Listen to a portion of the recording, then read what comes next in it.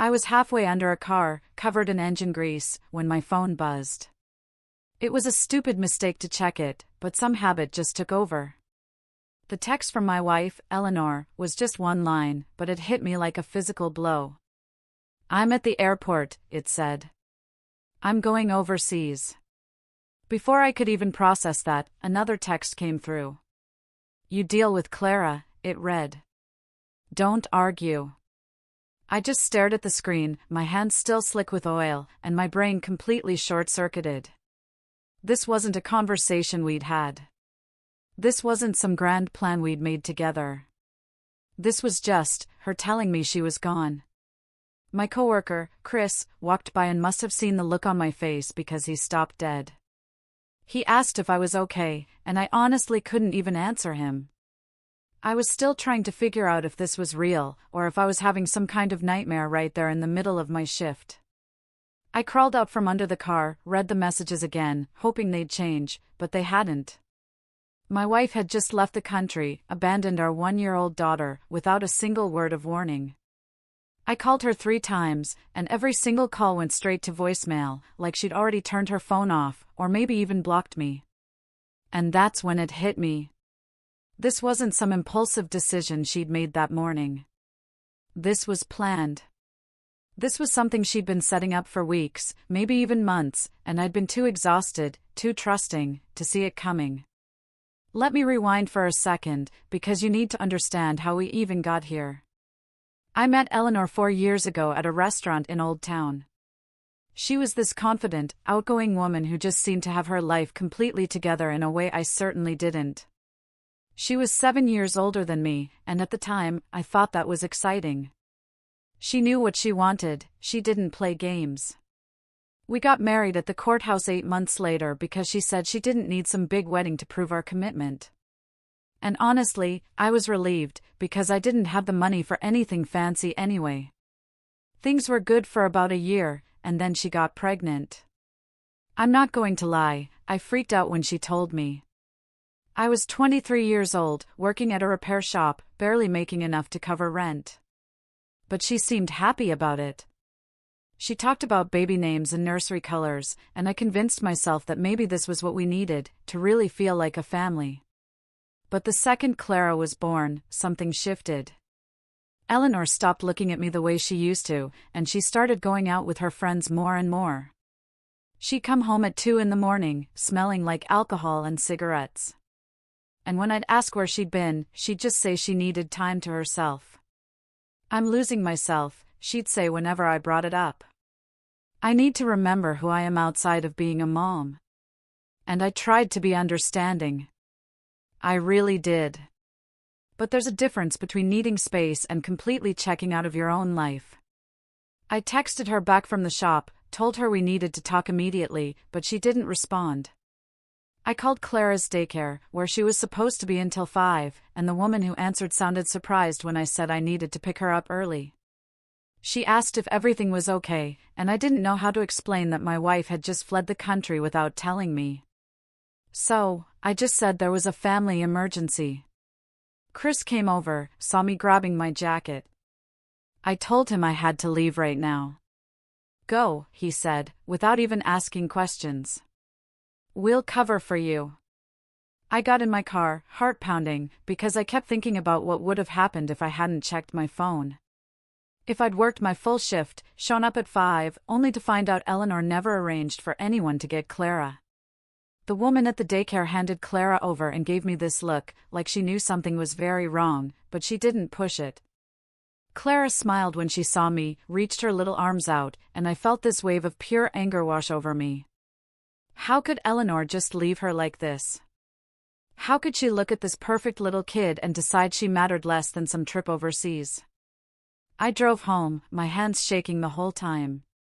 And when I got to our apartment, I half expected Eleanor to be there, with some explanation that would make this all make sense. But the apartment was empty. And that's when I saw it. Her closet was half cleared out. She'd packed. She'd actually packed suitcases and planned this whole thing without saying a single word to me. I put Clara in her playpen and opened my phone. And that's when I saw Eleanor had posted on social media. It was a photo of her at the airport, with a huge smile. The caption said, "Finally free," with a plane emoji and a champagne glass emoji. I screenshotted it immediately, because even in that moment, I knew I was going to need proof of this. I opened a new folder on my phone and labeled it Evidence. I saved the screenshot along with her text messages. Then I turned off notifications from her number, but I didn't block her. I wanted to see every single thing she sent me from this point forward. Every text, every post, every piece of evidence that would prove what kind of person she really was. I sat on the couch with Clara playing at my feet, and I realized I had no idea what to do next.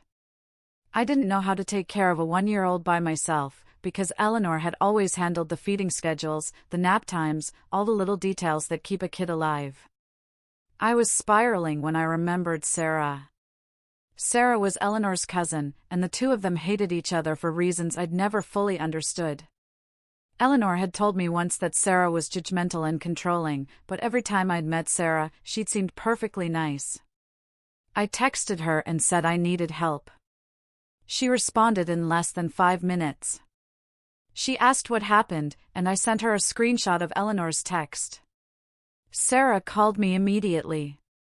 "I'm coming over," she said, and I could hear the anger in her voice. "Don't worry about anything." She showed up an hour later, still wearing her scrubs from her shift at the hospital.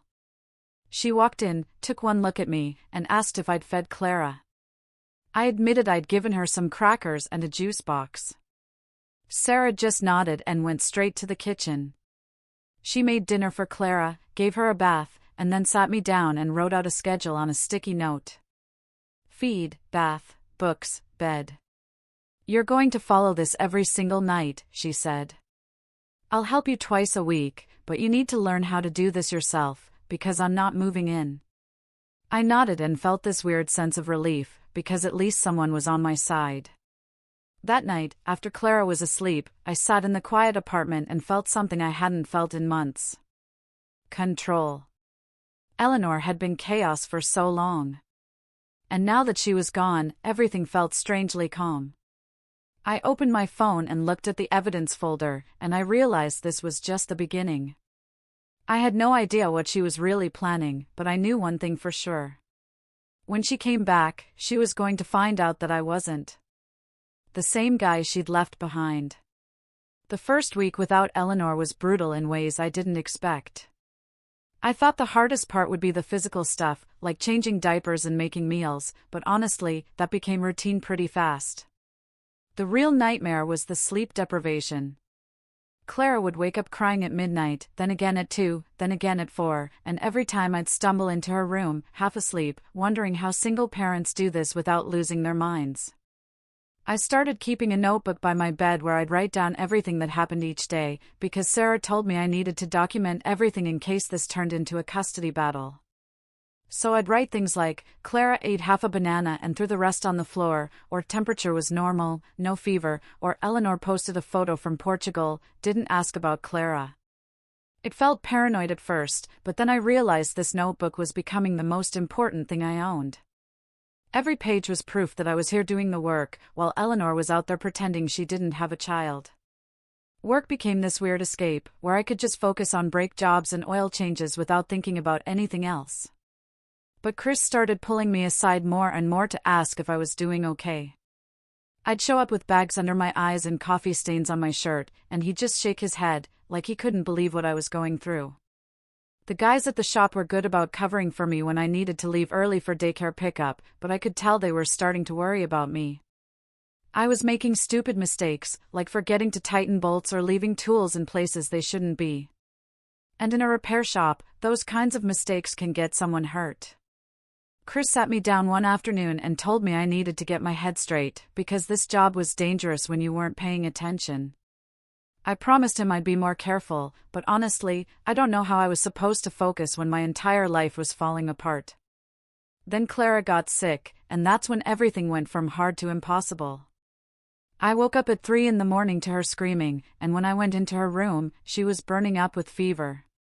I grabbed the thermometer with shaking hands, and it read 102.5. I just stood there, panicking, because I had no idea what to do. I called Sarah, even though it was the middle of the night, and she answered on the second ring, like she'd been waiting for something like this to happen. She told me to give Clara some infant fever medicine and keep her hydrated. But when I checked an hour later, the fever hadn't gone down at all. Clara was pulling at her ear and crying in this way that made my chest hurt. Sarah said we needed to go to urgent care right now. We drove through empty streets at 3:30 in the morning, with Clara crying in her car seat. And I kept thinking about how Eleanor should have been here for this. This was the kind of moment where you need two parents, where you need someone to tell you it's going to be okay while you're driving 70 miles an hour trying not to completely lose it. The urgent care doctor checked Clara's ears and said she had an infection, wrote us a prescription for antibiotics, and charged me a $140 copay that I barely had in my account. I paid it anyway, because what else was I going to do? We drove home with Clara finally quiet in her car seat, and me feeling like I'd just survived something I shouldn't have had to survive alone. That's when I started really looking at our finances. And what I found made me sick. Eleanor had been spending money like she was on vacation, and not like she'd abandoned her family. I saw charges for fancy hotels, restaurants I couldn't even pronounce, and multiple ATM withdrawals for cash that added up to thousands of dollars. I logged into our shared email account looking for bank statements. And that's when I found something that changed everything. There were flight confirmation emails and hotel bookings going back to September, back when Eleanor was still pregnant with Clara. She'd been planning this trip for over a year, watching me work overtime and stress about money, while she was secretly booking plane tickets and overseas hotels. I took screenshots of everything and added them to my evidence folder. Then I sent them to a family lawyer my buddy from work had recommended. The lawyer responded within an hour and said these were exactly the kind of documents we needed. This shows clear premeditation and abandonment, he wrote back. We can use this. Eleanor finally called me about 2 weeks after she left. And her voice had this fake sweetness to it that made my skin crawl. She said she missed me and missed Clara, and she asked how we were doing, like she was calling from a business trip and not from a month-long overseas vacation she'd planned in secret. I could hear people laughing in the background and music playing. And she had the nerve to tell me she was finding herself and healing from everything she'd been through. I asked her what exactly she'd been through, and she immediately switched from sweet to defensive. She said I was making her feel guilty for taking care of her mental health, and she said I was being controlling by questioning her decisions. I cut her off and told her that when she got back home, she'd be speaking to my lawyer, and not to me. You can't do that, she said, and I could hear the panic in her voice. I'm her mother. I told her she should have thought about that before she left. And then I hung up. My hands were shaking, but I felt this weird sense of power, because I'd finally stopped letting her manipulate me. I opened a new bank account the next day and had my paycheck deposited there instead of our joint account. I left just enough money in the joint account to cover our bills and Clara's expenses, but everything else went into my personal account where Eleanor couldn't touch it. I documented every dollar I spent on Clara and every dollar Eleanor wasted overseas, and the difference was staggering. While I was buying diapers and formula and paying for urgent care visits, she was dropping $800 on a single dinner in Portugal. My lawyer loved this, because it showed exactly what kind of person we were dealing with. And he said any judge would see right through her act. Then Olivia sent me something that made my blood boil. Olivia was one of Eleanor's friends, and honestly, I didn't know her that well, but she'd been quietly watching everything unfold on social media, and I guess she finally had enough. She sent me a message out of nowhere with a photo attached. And when I opened it, I felt my stomach drop.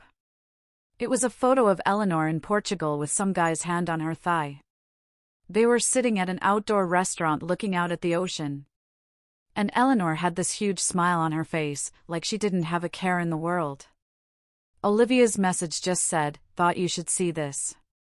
I'm sorry." I saved the photo immediately and sent it to my lawyer with the subject line, Exhibit D. He called me 10 minutes later and said this was exactly what we needed to prove she'd abandoned our family for another relationship. I felt sick looking at that photo, not because I still had feelings for Eleanor, but because it confirmed everything I'd suspected. This whole trip wasn't about finding herself or healing. It was about running away with some guy she'd probably been seeing for months. Work started suffering because I was so exhausted and distracted. And Chris pulled me aside again to tell me I'd been late 3 times that week and that wasn't acceptable. He said he wanted to help me, but I was becoming a liability, and if I couldn't get my act together, he'd have to write me up officially. I explained everything that was going on, and he looked at me for a long moment before telling me about his buddy, David, who did weekend deck building and needed an extra set of hands. The pay was $200 for a Saturday, cash under the table, and I jumped at it because I needed every dollar I could get. So, I started spending my Saturdays building decks and my weeknights taking care of Clara, and I was running on maybe 4 hours of sleep a night, but at least I was covering our expenses. Meanwhile, Eleanor was posting photos from Spain and burning through another $800 on shopping and wine tours. My lawyer called me on a Friday afternoon and asked if I could come to his office right away. I called Sarah and asked if she could watch Clara for an hour, and she said she'd be right over. When I sat down across from my lawyer, he spread all my evidence out on his desk like he was presenting a case to a jury. The notebook, the bank statements, the screenshots, the photo from Portugal, all of it. He looked at me and said, "I can file for emergency custody right now." He explained that based on everything I documented, a judge would very likely grant me temporary sole custody before Eleanor even landed back home. He said the evidence of abandonment was overwhelming, and combined with the financial irresponsibility and the adultery, we had a case that practically argued itself. I sat there staring at all those documents and realized this was the moment everything changed. I looked at my lawyer and said, "File it." He nodded and started pulling up forms on his computer, and I walked out of that office knowing that Eleanor's overseas vacation was about to end very differently than she'd planned. The emergency custody hearing happened on a Monday morning while Eleanor was still somewhere over the Atlantic Ocean, flying back. I sat in that courthouse wearing the only dress shirt I owned. My lawyer laid out every single piece of evidence we'd collected over the past 5 weeks. The judge was this older woman who looked like she'd seen every terrible parent story there was to see. She barely reacted as my lawyer showed her the text messages, the bank statements, the notebook, and the photo from Portugal. When he finished presenting everything, the judge looked down at the papers for what felt like forever before she finally spoke. She said that based on the evidence of parental abandonment, financial irresponsibility, minimal contact with the child, and infidelity during the marriage, she was granting me temporary sole custody of Clara, effective immediately. Then she said something that made my heart race. She was also granting me exclusive use of our apartment because Clara needed stability, and I was the primary leaseholder who'd been maintaining the home. Eleanor couldn't legally come back there, even though her name was on the lease as a co-tenant. I walked out of that courthouse with official documents in my hand. And for the first time in over a month, I felt like I could actually breathe. The first thing I did was change the locks on our apartment. I called a locksmith that same afternoon and had him install new deadbolts on both doors. And I only made 2 copies of the keys, one for me and one for Sarah. Then I started packing up Eleanor's stuff. And I was really careful about it, because I knew she'd try to claim I destroyed her things or stole from her. I folded every piece of clothing, wrapped her picture frames in newspaper, and packed everything into boxes that I labeled and dated. I took photos of every box before I sealed it up, so there'd be proof that I treated her belongings with respect. I stacked all the boxes in the corner of the living room and put the custody order on top, where she'd see it the second she walked in. If she walked in. Eleanor's flight landed on a Thursday evening. And I knew, because she'd posted about it on social media with some caption about coming home to reality. I was feeding Clara dinner when I heard a key turning in the lock. And then I heard Eleanor swear loudly when the key didn't work. She must have taken her apartment key with her overseas. And now she was finding out the hard way that it was useless. She started pounding on the door and yelling my name. And I just sat there with Clara, finishing her mashed carrots, like nothing was happening. Eleanor kept pounding and eventually started screaming that she was going to call the police if I didn't open the door right now. So, I let her call them. 2 cops showed up about 20 minutes later. I opened the door with the custody order in my hand and Clara on my hip. Eleanor immediately started talking about how this was her apartment and I'd illegally locked her out, but one of the cops asked to see the court documents. He read through the custody order and the exclusive use clause. And then he turned to Eleanor and told her this was a civil matter, and she needed to contact her lawyer. "You can't be serious," she said, and I could see her face turning red. "This is my home."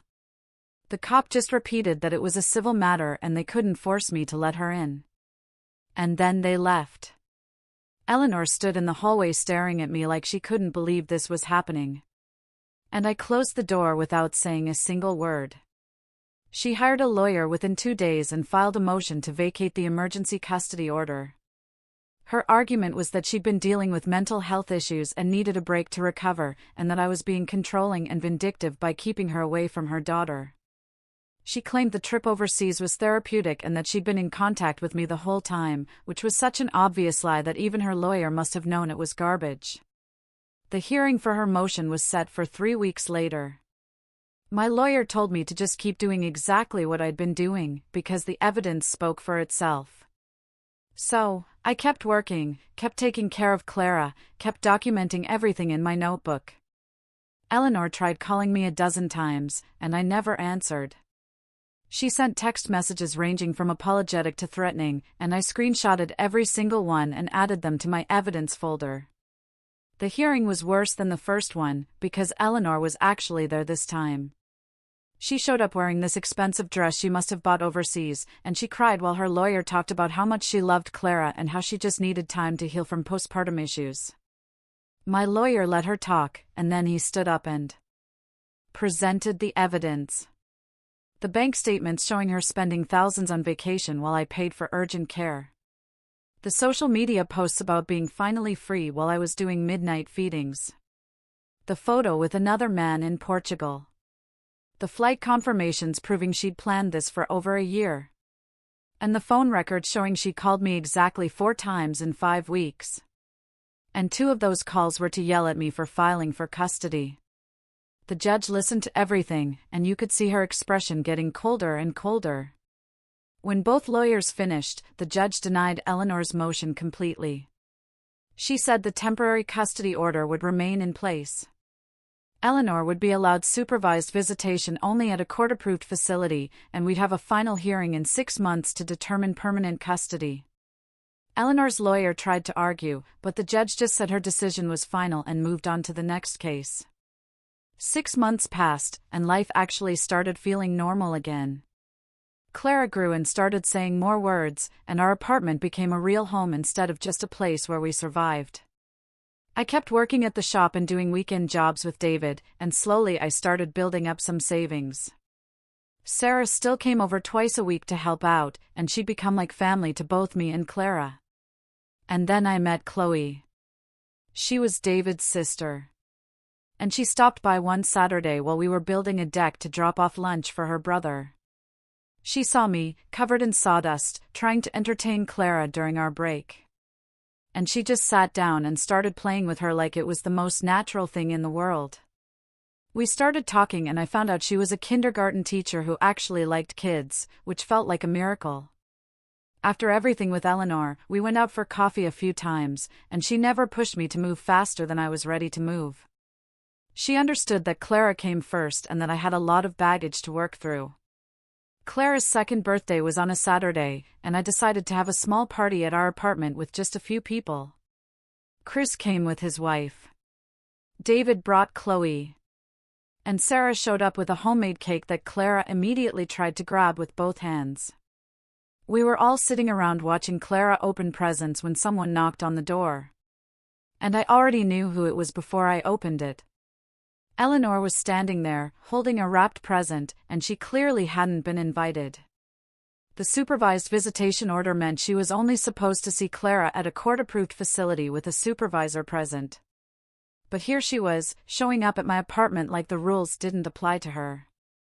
She pushed past me into the apartment and stopped dead when she saw Chloe holding Clara. "Who is that?" she said, and her voice had this edge to it that I remembered from our worst fights. I told her she needed to leave right now, because she was violating the court order and she wasn't welcome here. She ignored me and walked over to Chloe. I saw Sarah stand up, like she was ready to physically remove Eleanor if necessary. Eleanor started talking about how she was Clara's mother and she had a right to be at her daughter's birthday. But then she made a mistake. She looked at Clara and said, "This is all your fault," in this voice that made everyone in the room go silent. "If I hadn't gotten pregnant," she said, and she was crying now, but it wasn't sad crying. It was angry crying. "You ruined everything." Nobody moved. Chris's wife put her hand over her mouth. And Sarah looked like she wanted to hit Eleanor. Chloe just held Clara closer and turned away, like she was shielding her from whatever was about to happen next. I walked over to Eleanor and told her to get out right now. And when she didn't move, I looked at David and he understood immediately. He's a big guy. And he stood up and walked toward the door. And that was enough to make Eleanor finally leave. She grabbed her present and walked out crying. And I closed the door behind her and locked it. I turned back to the room, and everyone was staring at me, and I realized they'd all just witnessed exactly who Eleanor really was. My lawyer had told me that judges take parental rejection very seriously, especially when there are witnesses. And now I had 5 people who'd heard her blame a 2-year-old child for ruining her life. After that day, I filed to terminate even her supervised visitation rights. And honestly, I don't think anyone who was in that room would have blamed me. The final custody hearing happened 2 months later, and this time I brought witness statements from everyone who'd been at that birthday party. Chris and his wife, David, Sarah, and even Chloe all wrote down exactly what they had heard Eleanor say to Clara. My lawyer presented everything along with evidence that she'd violated the visitation order by showing up at my apartment uninvited. The judge read through the statements and looked at Eleanor like she was seeing her for the first time. And then she granted me full legal and physical custody of Clara. Eleanor's parental rights weren't terminated, but her visitation was reduced to supervised visits twice a month, and even those could be suspended if she missed payments or violated any more court orders. I walked out of that courthouse knowing that Clara was finally safe, and that Eleanor couldn't just waltz back into our lives whenever she felt like it. Clara's 3 now, and she's this amazing kid who loves dinosaurs and refuses to eat anything green.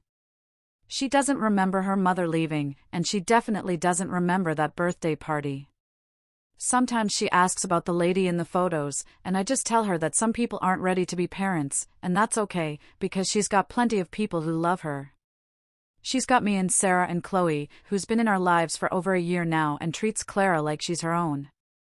Eleanor sends child support payments most months, but I haven't seen her in person since that birthday party. I heard through Olivia that she's still with that guy from Portugal. And honestly, I hope she's happy, because it means she's leaving us alone.